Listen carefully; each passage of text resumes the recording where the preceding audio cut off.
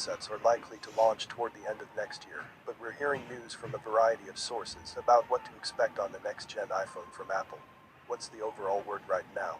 We've heard from all different types of sources not to expect any humongous upgrades, as rumors point to the company focusing on refining the design, improving the internals, and perhaps even bringing in far more powerful cameras. All of this is speculation at the moment, and may be subject to change when Apple is ready to release its next handset.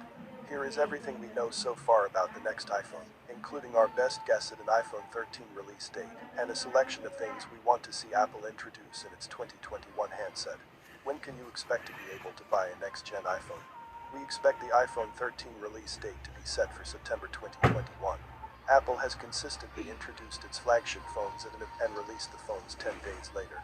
All that changed in 2020 due to the pandemic, and the phones were delayed beyond their usual window.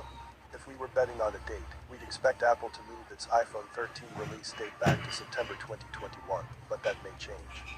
It's very unlikely that we'll be hearing anything about the new phones before then. Little is known about the price of the iPhone 13, but we'd expect it to be a similar level to the iPhone 12 family. Those handsets cost more than the 2019 phones, the iPhone 11 series, but that's because of the addition